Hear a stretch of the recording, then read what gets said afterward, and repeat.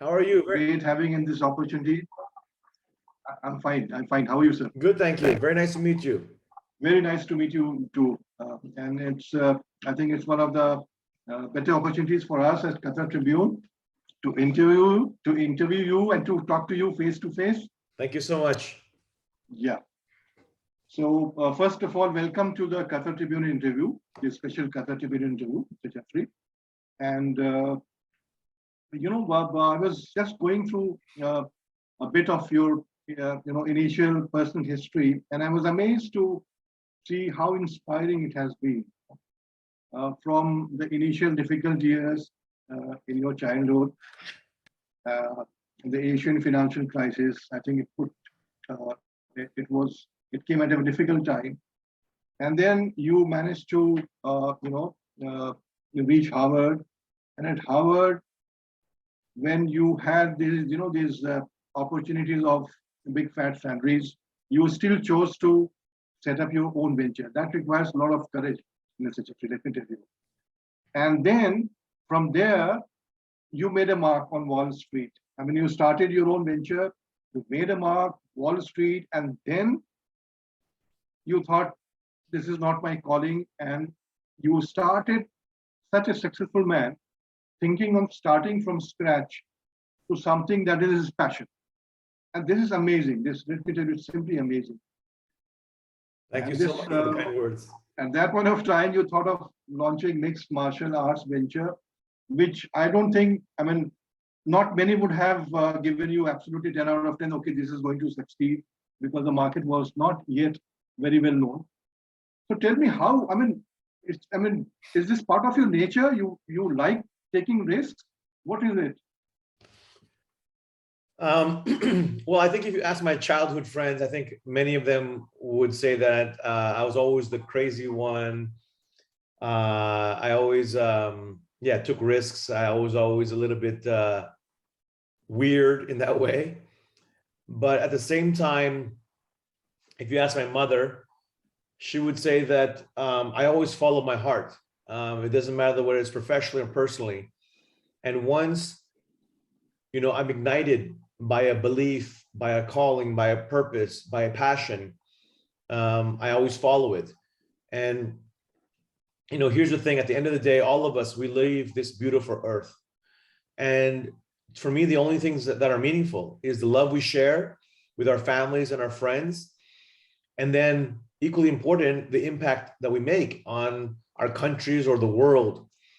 And all of us have such little time that, when we leave, hopefully that all of us have used our gifts and our blessings and our time to make the world just a little bit better than how we found it. For me, this is the meaning of life. And for all of us, we must search and find and discover our true purpose, our true passion in life. Great. So relating it, taking you to a related question is, the last few years, the entire world has come to a screeching halt, basically the economies. And I see that, this has been one period where your company still has been moving ahead. New ideas, new ventures. So this COVID-19 pandemic, you see it as an opportunity or kind of, wait and watch? What is the best way? Because, you have still been going on and on. Yes. Pandemic doesn't seem to have stopped you. Yeah, we got very fortunate. We, hit record high viewership numbers in 2020. We hit record high viewership numbers in 2021. We hit record high revenue in 2020 and 2021. So in that regard, we've been very fortunate. But if I have to say what really happened when in March of 2020, when, the world shut down and we were not allowed to throw live events anymore. For 2 or 3 days, I was very depressed. And I thought, man, my life's work is going to go down the drain. But one day I woke up, 2 days later, I woke up and I said, actually, this is the greatest moment in time for us to prove ourselves. if this is the worst economic crisis in 100 years, and my team and I, we always say we're the greatest team, then this is our opportunity to shine. So then I held a company meeting, and I must have sounded like a crazy guy. So I said, I know everyone's feeling down, but I want everyone here to feel inspired by this adversity, because adversity is the mother of greatness. I said, if we are resilient, if we're fighters, if we're warriors, if we have grit, and if we have creativity, we will be fine. You need the grit to keep fighting. You need the creativity to solve new problems you've never seen before. So with a flip of a mindset, I challenged my team to have record high viewership numbers, record high revenues. And we made it in 2020, despite only 9 months of operations versus the prior year were 12 months. And then same thing for 2021, we hit record highs. I mean, I don't know if you saw the Nielsen industry report from 2 months ago. Nielsen, which is the world's leading authority on data on viewership numbers for the media industry. They came out with a report 2 months ago, and they put, they laid out the top 20 biggest sports properties by viewership on TV and social and digital media. And, one championship was top 5 in almost every metric in the world. And it's crazy to me because all the other sports properties are typically 70 years old or 100 years old. We're the only one that's 10 years old on that list. And so again, I give all credit to my team.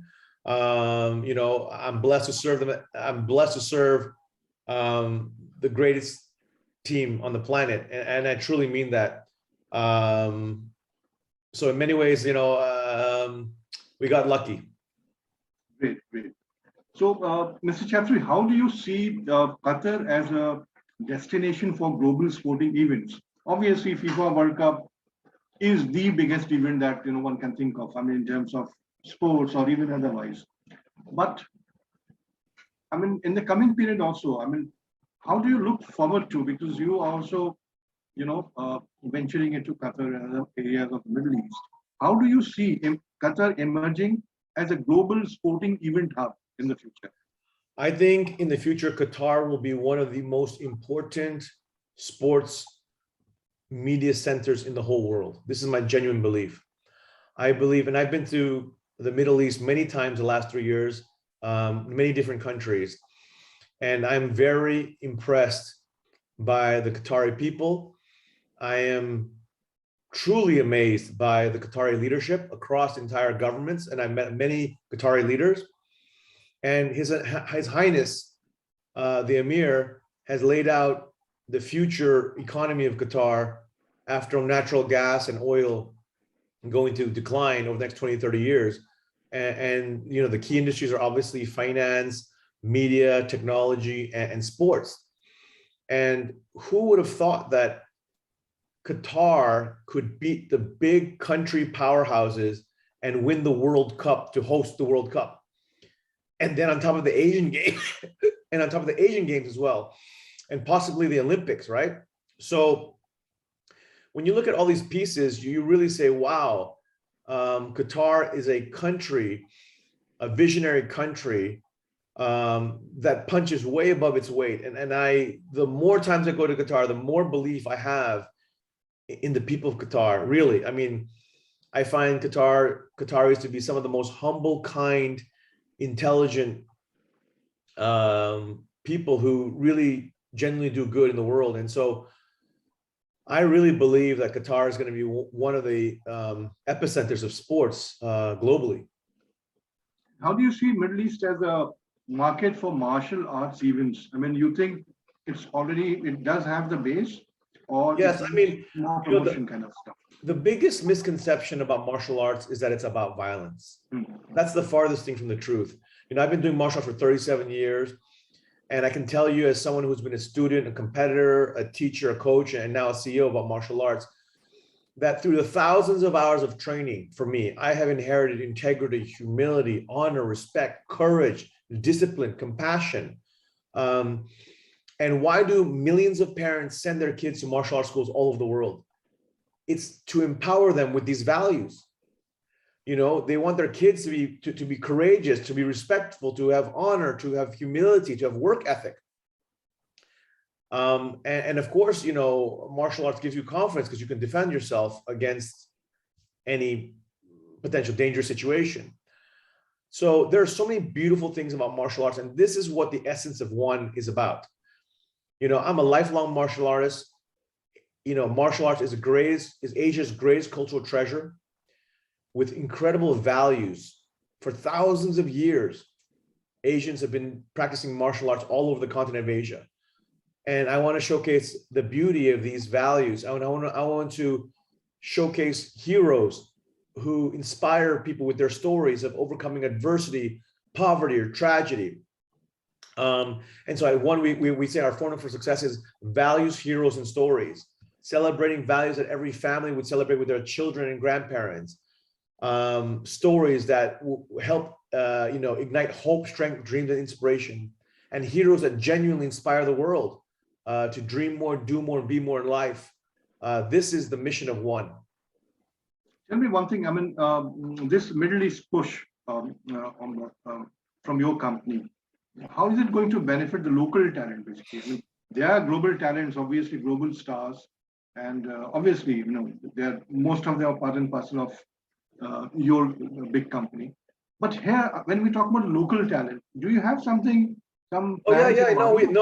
We have many Moroccan athletes. We have Egyptian athletes. We have Iranian athletes. We even have a Qatari, Abdulaziz, who won the Jiu-Jitsu championships. He was on the newspapers all over, you know, a few months ago. The sports minister awarded him also some sort of medal for representing, Qatar. He's a homegrown, born and raised Qatari. Again, Abdulaziz, and so he's a one champion sponsored athlete. So I think that, again, we celebrate martial arts in the right way. We build heroes, and we're doing the same thing across the Middle East. And I do believe, I've actually trained with Abdulaziz myself when I was in Doha 2 months ago. He is a very extraordinary talent who I believe will be a world champion in the future. Now, think about it. If Qatar can produce a homegrown martial arts world champion, it's going to be an incredible story. And I really believe Abdulaziz is going to do it. Okay. See, your company's last major show in the Middle East was in the year 2014, if I'm correct, right? Yes. So, Dubai. Yeah, Dubai. So there is this gap of 8 years, you know, if we compare that even to the fresh push, the new push. So was there any specific reason, maybe this 8-year hiatus, was it thought out, or, you know, kind of you have been inspired by, you know, how the region has been shaping up? I think it has to do with the fact that, you know, we were born in Asia, and obviously, you know, Middle East is part of Asia. But we were in the early days, because we were born in 2011. In the early days, we were going country to country. But now we've grown so big and we're truly global. You know, we're entering America with our Amazon Prime deal. We are entering Middle East with our Middle Eastern athletes and Qatar Investment Authority's investment in one. So many great things are happening and again, the Nielsen report, the industry report, showing us as number 5 in the world largest sports property. So now we really feel that this is the right time to scale globally, out of Asia to Europe, to Middle East, to North America, to Latin America. We really feel this is the right time. The next step is truly global for one championship. So how is your company gearing up for some of the live events that you are planning in the near future? Right. So so I cannot announce anything right now, but I can tell you that we will be hosting events in the Middle East. We will be hosting events in Europe. We'll be hosting events in North America with a live broadcast with 154 countries. So when you say how are we going to benefit if we host events in the Middle East region? Well, our live broadcast is 154 countries. So the whole world will be watching wherever we host out of the Middle East. It's just a very big opportunity to do something very big and significant in the Middle East. And again, when you look at the region, it's very clear that everyone believes in the power of sports. Everyone wants to drive business investment and tourism and eyeballs through sports and media and entertainment. And we believe one is the right property with its values of integrity, humility, honor, respect, courage, discipline, compassion. And we're doing it the right way. We are, breaking the misconception of martial arts that it's about violence. It really is Asia's greatest cultural treasure. And we're here to celebrate values that every family can celebrate. We're here to tell stories that inspire the world. We're here to unleash real life heroes who give hope, strength, dreams, and inspiration for everybody. So that's the mission of one. And I believe, again, with the Qatar Investment Authority's investment, that I'm truly grateful, and I really believe we're going to do some very big things together on the global stage of business and sports. Yeah, more specifically, I wanted to ask you about the future of esports in this region. How do you see it as growing? Esports, will it have immense potential for for employment avenues and all? Yes. When I look at both martial arts and esports, those are the two most popular content stacks for millennial and Gen Z all over the world on social, digital, TV. It doesn't matter.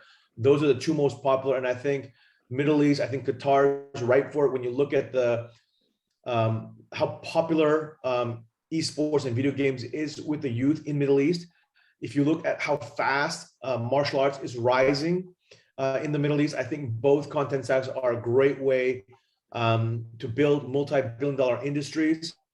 So from employment to driving, foreign talents into the region, to bringing eyeballs, tourism, and business investment into the region. I feel like martial arts and esports are two content stacks that are home runs, really big sports properties, big sports trends that Qatar and the Middle East can benefit from. You have, your company has successfully completed, the funding round with Qatar's major investment authority. So how do you think this is going to impact your Middle East strategy overall and Qatar in particular? I mean, your business plans, company's business plans. It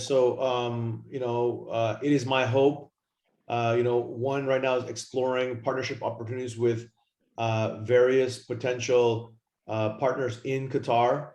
And, I hope to set up our regional headquarters in Doha. And, I think very big things will come. I'm so grateful to Qatar Investment Authority, really incredible leadership that has, really taken a partnership mindset. That's what's amazing, is how partnership minded QIA is. And I'm so grateful. They're always thinking about how to help one and thinking of ways we can work together to increase the pie for everybody. And again, one fits perfectly with the long-term vision of Qatar, in terms of its economy. So I think we're just at the very beginning stages of something spectacular for Qatar and for the region. This news of you planning regional headquarters in Doha is a very, very big news. I'm sure for the region as well. So you think this is going to add another big star, another big angle to the entire strategy that you have put in place?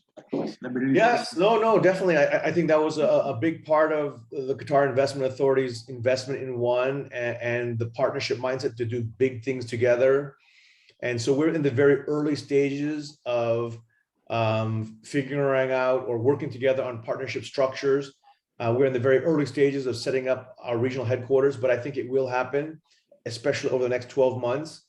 Both more significant investment from one, but also something of a deep partnership to really, fulfill Qatar's strategic vision in sports, but also to propel one, which is a top 5 global sports property. If we had regional headquarters in the region, in Doha, it would do tremendous for us, really. How do you see the infrastructure of Qatar, supporting big ideas like yours and other companies? I think, the Qatar media industry is still relatively young. And that's also another reason why I think it's a win-win partnership.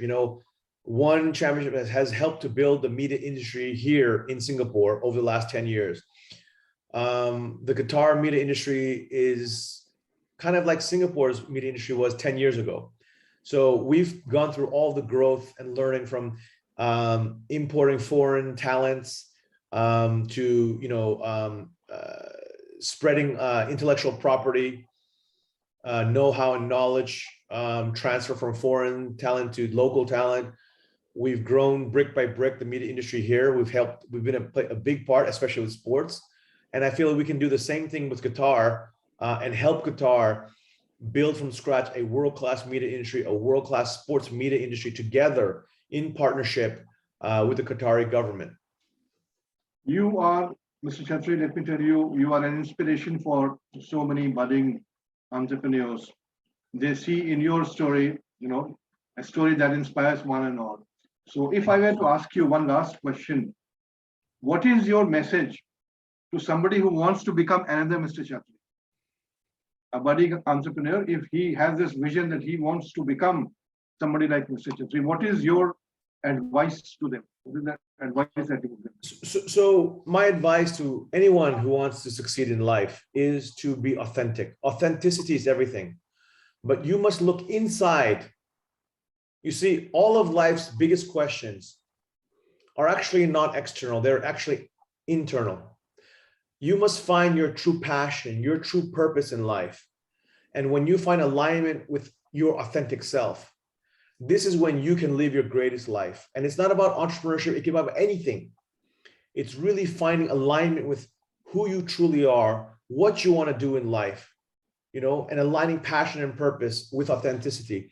This I cannot stress enough. Whether you want to be the greatest doctor in the world, whether you want to be an actor, a movie director, whether you want to be an entrepreneur, whether you want to be a CEO, whether you want to be, an engineer, anything from all walks of life. It's all about looking inside your heart and asking the tough questions. What do you want to do with your life? What are you good at? What does the world need? And in that intersection, you will find something that will light up your soul and that you will truly pursue with everything you have. And again, I go back to it. At the end of the day, all of us, we leave this beautiful earth. And for me, the two most important things that I think are the most important things, you're not going to be able to take your money, your cars, your houses with you. It means nothing, anything material. So the only two things is the love we share with our friends, our family, those magical moments with family and friends. And the second is the impact you make on the world, on the country, on your community. I think all of us, we're given with gifts and blessings, and that we should use our time on this earth to help the world in any small little way we can. This is what I really believe. One very last question, small question. How soon can the Middle East public, basically people in the Qatar or elsewhere in the Middle East, expect these live events kicking off? How soon? It's still too early for me to predict, but I can tell you that we are coming to the Middle East. It is happening. One will be hosting live events. We are in discussions with, different countries in the region. We have been in the last 3 years.